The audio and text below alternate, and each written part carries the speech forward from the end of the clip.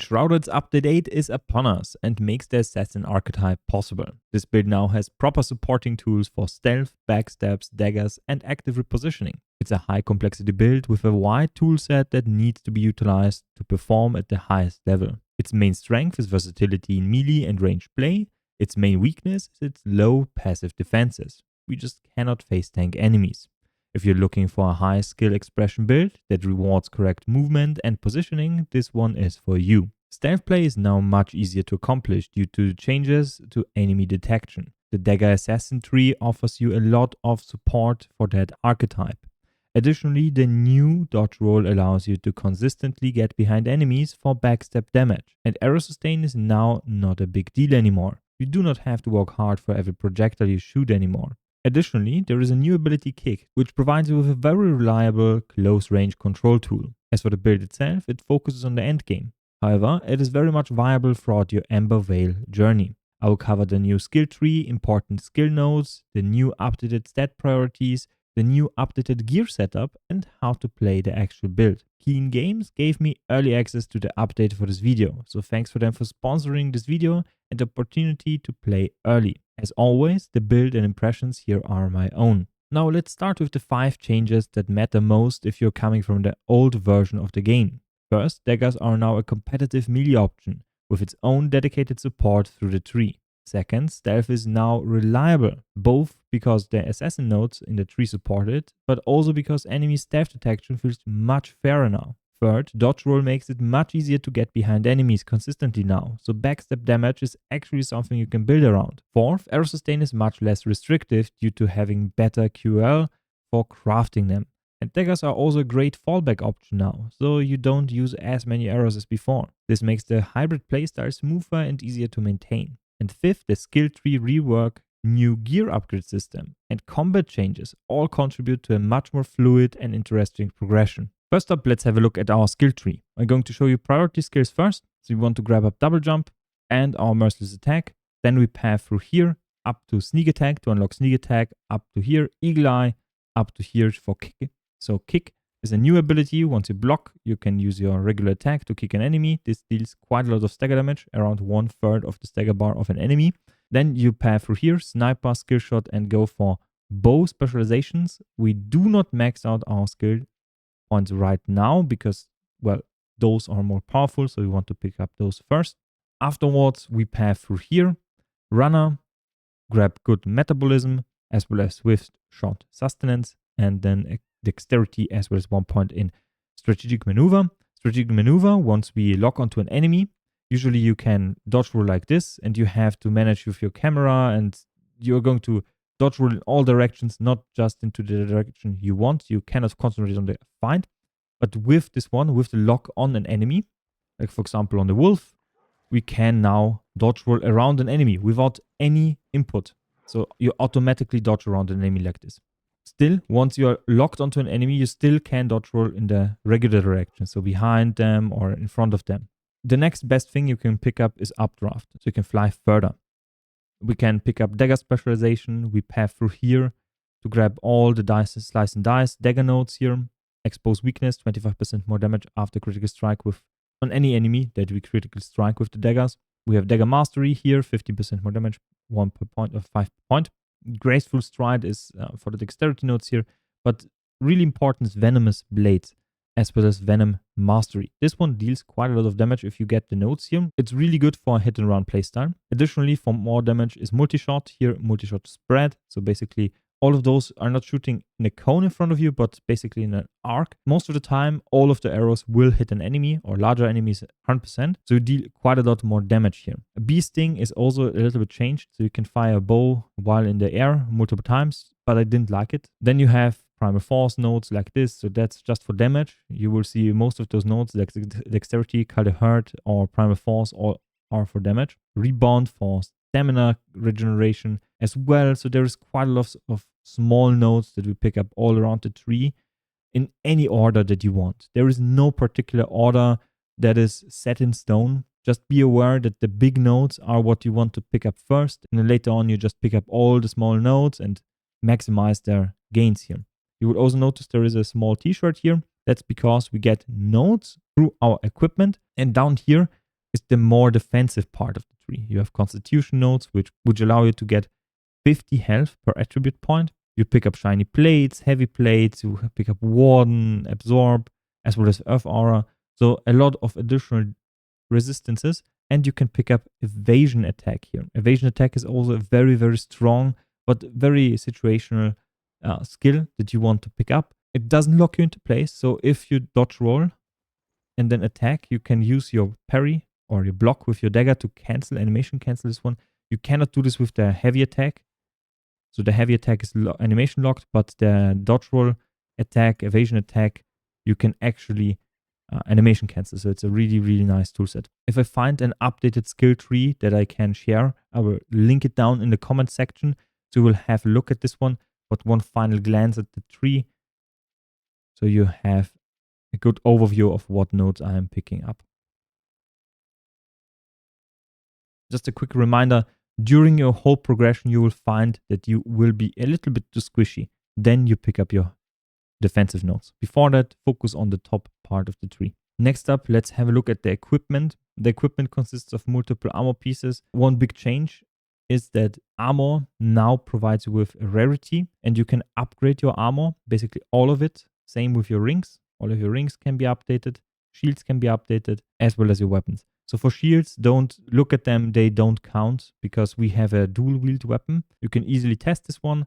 We have our daggers in hand, nothing here. We switch to our shield, and we now have extra power parry as well as opportunity here. That is only because we have our shield in our hand. They do not count if you have your dagger or bow in your hand. Now, as for equipment, there's two paths. You can either specialize in the dagger. So in the dagger specializations, you have your blood feather helmet in the end game. You can farm this one in the hidden tombs. There is quite a lot of guides out there, so I don't want to show it too much here.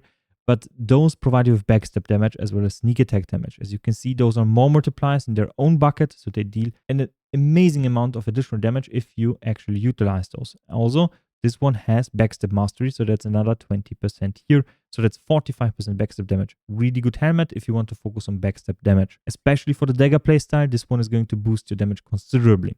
However, once you go into range damage, this mod is not so much a good idea to have. I would then, in this case, prefer to have something with crit strike chance. You have the Quetzal's Hunter helmet, but this one comes with Snake Eater instead of Ranger. Ranger gives you 5% additional damage. Fatal Precision gives you crit strike chance and crit damage. So you want to prefer the Eagle Eye helmet. This one is found in chests. The other one is crafted. If you craft something, you will only be able to find it in blue quality. If you actually find it outside of your crafting menu, you will be able to find it at legendary, epic, whatever quality. So all of those are found. So for the chest, we go for Eagle chest. The alternative here is Quetzal's Hunter chest. Here as well, we are looking at marksman here, so 10% additional damage here. For our pants, we pick up something with blunt armor here or with blunt armor and shock armor here. Both are valid. This one is better versus casters. This one is better versus fighters. And for your boots, we have your flippers for regular swimming. So always have those in the inventory. 30% swim speed is really nice. You can find those in the chest. And for our boots, we want to pick up something with as much armor as possible.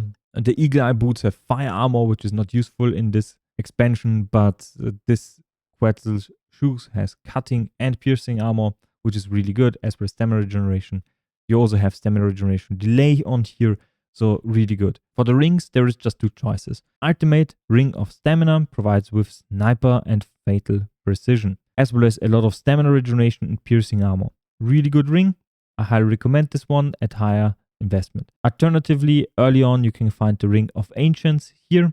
You can also use two commander rings for bash as well as heavy plates for defensive option here. And this one also comes with health leech, which we cannot get any other way. So that's 5% of the damage you deal. Lastly, we want to take a look at our weapon. Our weapon should have something with venomous blades on it because we are utilizing the venomous nodes here, venomous blades here and here. That's a 25% chance to apply, as well as 100% more damage with the venomous blades. So this one is quite potent.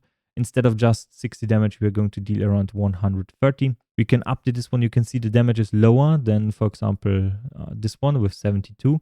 However, because of the venomous blades, this one outscales it in damage quite a lot. For the gen, we are going to use the Gem of Currents. We are going to get soaked. The wet condition is nerfed because of the skill tree we have by 20%, so it's adjusted 10%, and we deal additional shock damage. And we also soak enemies, which for those blades is really good because they have opportunistic critical strike chance against soaked enemies is increased by 12 instead of 6 like with those. Also those have merciless attack damage here and here, 22%. This one has backstab damage. So on average, this one will deal more damage more consistently. For a bow, I highly prefer the quick draw bows. The long 1 second draw speed is not worth it with just a little bit more damage. Now, as you can see here, 69 power, really good. 55 power, also really good. The damage for those two is basically the same. Remember, your arrows also contribute to the damage. For this one, we have crit strike damage. So this one will be a high damage bow, especially for opportunistic. If we apply the wet condition to enemies, we also get the stamina regeneration buff here. This one is just easier to utilize with the skill shot stamina damage here. So skill shots are basically when you aim with your bow like this and hit an enemy in the head, then that's a skill shot. You're going to hit a weak point on an enemy. If you just lock the target and then shoot with your regular attacks, then you are never going to hit a skill shot, or sometimes you will at RNG if the enemy runs into it. Then this one will be more potent because we regenerate additional stamina, so we never run out of stamina. So in the new content, when you're fighting enemies that have the wet condition on them, this bow is preferable. Otherwise, go for something with a lot more power. Now, Update 8 does not only come with combat gear and skill tree changes, but will also introduce a brand new additional adventure sharing feature to take your character for a stroll. You can find the new adventure sharing feature in the reworked main menu. Here, you will be able to find worlds other players shared with the community. As for how to share your own world, you can enable the share feature right in the menu. Future updates will expand this system by providing you with more options to create fully fledged adventures, creating completely new experiences for others to explore and venture into with your favorite builds. Next up, a quick look at how to play this build. First up, I'm going to show you the bow. The bow has your arrows. You scroll down and up to get the arrow you want to shoot. The Eternal Frost arrow, once you get this one, it's going to consume mana. For this one, we have blessed arrows in the skill tree right here. 16 mana restored because we have +1 for the gear on a critical strike. So you can basically 100% sustain your Eternal Frost arrows if you shoot enemies. So down here we have a target. As you can see here, I don't need to aim in a skill shot. I can just shoot enemies like this if you have them locked. But if I unlock this one, I can shoot them directly in the head. If I hit the target, they now dodge, but you can see 820 damage instead of just the 400. So for regular play, if you lock an enemy like this, you want to use your daggers. Now, for your daggers, you can dodge around enemies, then hit them in the back, merciless attack them. If you kill an enemy, they will spawn the blob. That's also a skill we unlocked in the skill tree. Then, as you can see here, I now have my bow special attack. We can aim or lock an enemy. I can shoot this if I lock onto an enemy. I can shoot this. If I lock onto an enemy, I cannot hit the weak point, but I deal double damage for some reason. So I think that's a bug. As you can see, the skill from the bow is very, very potent. You want to use a high damage, base damage bow for this one to optimize the damage here. Some advanced techniques is you can dodge roll attack and then cancel your parry. You can perfect parry enemies with a quick whoop, whoop, whoop. And this will then increase the stagger damage of your enemy quite a lot. For healing, we have bandages. There is also airborne attacks with the dagger. Usually you don't want to use this because of your bow. But sometimes if you have your enemies up here on a ledge, you can actually hit them like this. And it boosts you up a ledge quite a bit. As you can see here, you can use it for climbing. Something else you need to be aware of, the dagger has 2 movesets. You can either spam your basic attacks like this, but if you stop for a second and then hit again, you're going to perform a much stronger double slice attack that's dealing roughly 4 times the amount of damage of a regular hit. So that's something you want to weave in. It's also double hit, so it has double the chance to apply your poison. You have quite a lot of tools here, and you can utilize all of it in different situations. So for defensive enemies that have a shield, you can dodge around them. For regular enemies that are faster, you want to be more aggressive and more heavy with your attacks. Sometimes for enemies that are very, very tough to deal with, like for example this one up here, you just want to use your bow. So you stay on top of a building and then you shoot them in the head. And you can even stay up here, lock onto them. You can easily stay up here now They actually changed the behavior on how enemies are going to react to you here. They try to get up on top, but they cannot, and you can shoot them from up here due to a new mechanic. You're not going to step forward with your shots anymore. So this makes bow builds like this actually intended to be played like this. Anyhow, I have a farming video on my channel, so you can farm your gear up in the new zone. There is a few chests up here, but it's a very detailed one that basically grabs all the chests that are easily accessible without much combat, so you can actually farm your gear. And for the blood feather set, custom marker here, here's one, here is another one. Those are the 2 entrances. You want to farm those 2 hidden tombs. Underwater there is a lot of chests because they have a chance to contain a lot of gear at the highest level, so 45 or 50. The ones down here do not. So thank you for watching. If you have any questions, ask them down below. I will try to answer them as fast as possible. Like, subscribe if you haven't already, and see you next time. Bye.